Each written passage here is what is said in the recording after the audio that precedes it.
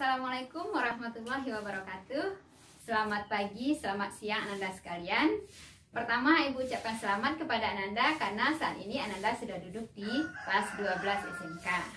Nah, Ananda sekalian, khususnya mata pelajaran matematika, Ananda akan belajar bersama Ibu. Perkenalkan, nama Ibu Wisnarti. Nah, baiklah Ananda, untuk kelas 12 ini, pada mata pelajaran matematika, Ananda harus menyelesaikan sebanyak 8 kompetensi dasar lagi. Nah, yang mana 26 kompetensi sudah Ananda pelajari di tingkat 1 dan tingkat 2. Nah, sekarang kita akan lanjutkan kompetensi dasar yang ke-27 hingga kompetensi dasar 34. Nah, untuk pertemuan kita yang pertama ini, kita akan mulai dengan kompetensi dasar yang ke-27, yaitu mengenai kajian statistika. Nah, baiklah Ananda, langsung saja Ananda cermati materi yang akan Ibu sampaikan berikut. Ananda sekalian, marilah kita memulai pembelajaran dengan terlebih dahulu membaca basmalah. Bismillahirrahmanirrahim. Pada pembelajaran kali ini, kita akan membahas kompetensi dasar untuk pengetahuan mengevaluasi kajian statistika dalam masalah kontekstual. Kemudian untuk keterampilannya, menyelesaikan masalah kontekstual yang berkaitan dengan kajian statistika. Nah, anak-anak Ibu sekalian, berdasarkan kompetensi dasar yang Ibu bacakan tadi, maka tujuan pembelajaran kita kali ini adalah setelah Ananda mengamati atau menonton tayangan video pembelajaran yang Ibu sajikan ini dan menggali informasi dari berbagai sumber belajar yang relevan, Ananda diharapkan nanti dapat mengevaluasi kajian statistika dalam masalah kontekstual dan menyelesaikan masalah kontekstual yang berkaitan dengan kajian statistika dengan benar, penuh rasa ingin tahu, disiplin, kerja keras, dan bertanggung jawab. Kita lihat peta konsep. Pada kajian statistika ini, materi yang harus Ananda kuasai adalah mulai dari pengertian statistika, statistik dan kegunaannya, pengertian populasi dan sampel, pengertian, jenis, dan cara pengumpulan data, penyajian data dalam bentuk tabel dan diagram, kemudian histogram, poligon frekuensi, kurva Ogif, dan akhirnya Ananda dapat menyelesaikan masalah statistika. Ananda, kita mulai dari pengertian statistika.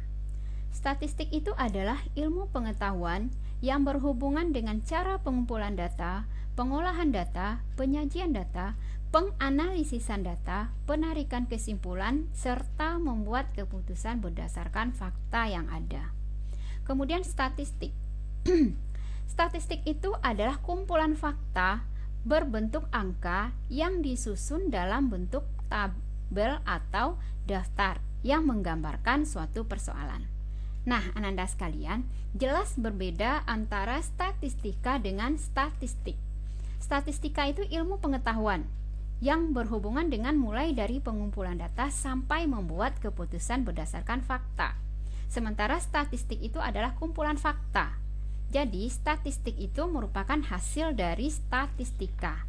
Nah, ini lihat gambar ini merupakan contoh dari statistik atau hasil dari statistika. Berikutnya Ananda, kita lihat kegunaan statistika. Nah, untuk apa kita mempelajari statistika itu? Nah, statistika itu berguna dalam sensus penduduk, sensus ekonomi, kemudian pemasaran suatu produk, kemudian untuk pemetaan mutu pendidikan, gambaran kualitas pelayanan kesehatan, gambaran mutu suatu sekolah, dan banyak lagi kegunaan statistika dalam berbagai bidang di kehidupan sehari-hari. Berikutnya, populasi dan sampel. Ananda sekalian, kita lihat apa itu populasi dan apa itu sampel. Nah, populasi menurut Sugiono adalah wilayah generalisasi yang terdiri atas objek atau subjek yang mempunyai kualitas dan karakteristik tertentu yang ditetapkan oleh peneliti untuk dipelajari dan kemudian ditarik kesimpulannya. Sementara sampel adalah bagian atau jumlah dari karakteristik yang dimiliki oleh populasi. Nah, bila populasi besar, peneliti akan mengambil sampel dari populasi itu. Artinya, sampel itu adalah bagian dari populasi. Kemudian Ananda kita lihat data. Pengertian data, data adalah sejumlah informasi yang dapat memberikan gambaran tentang suatu persoalan atau suatu keadaan. Selanjutnya ada syarat data yang baik. Syarat data yang baik, yang pertama, data itu harus objektif, diperoleh dari hasil penelitian yang menggambarkan keadaan yang sebenarnya. Kemudian relevan, data yang diperoleh harus ada kaitannya dengan permasalahan yang akan diteliti. Kemudian data harus up to date, sesuai dengan zaman. Kemudian representatif, data yang diperoleh dari hasil penelitian harus memiliki atau menggambarkan keadaan yang sebenarnya. Kemudian data harus dapat dipercaya, diperoleh dari sumber yang tepat. Berikutnya Ananda, jenis-jenis data. Nah, ada ditinjau dari beberapa. Yang pertama, dari segi sifat, data itu ada data diskrit dan data kontinu. Data diskrit itu adalah data yang diperoleh dari hasil penghitungan. Kemudian data kontinu diperoleh dari hasil pengukuran. Kemudian dari segi bentuk, ada data tunggal dan ada data berkelompok. Dari segi nilai, ada namanya data nominal, ada data ordinal, ada data interval, ada data rasio. Kemudian dari segi waktu, ada namanya data series dan data cross section. Nah, berikutnya dari segi sumber, ada data primer, ada data sekunder. Nah,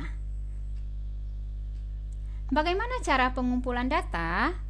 Nah, untuk mengumpulkan data ada beberapa cara. Yang pertama, melalui wawancara, kemudian yang kedua melalui observasi, yang ketiga melalui pengumpulan angket atau kuesioner, dan yang keempat melalui dokumentasi. Nah, bagaimana Ananda sekalian? Cukup paham ya dengan materi yang Ibu jelaskan tadi? Nah, Ibu tadi sudah jelaskan mulai dari apa itu pengertian statistika hingga bagaimana cara mengumpulkan data secara statistika. Nah, untuk memperdalam pengetahuan Ananda atau untuk memperluas pengetahuan Ananda bisa membaca bahan ajar yang sudah Ibu siapkan di ruang kelas kita pada portal Rumah Belajar Si Cadia Pandai. Atau juga Ananda bisa download pada kolom deskripsi di bawah ini. Nah, Ananda sekalian jangan lupa di like and subscribe channel Ibu ini ya. Semoga bermanfaat.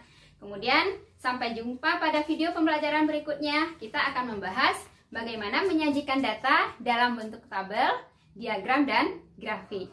Nah, baiklah Ananda, sampai jumpa. Ibu ucapkan terima kasih atas perhatiannya dan mohon maaf atas segala kekurangan. Ibu akhiri dengan Assalamualaikum warahmatullahi wabarakatuh.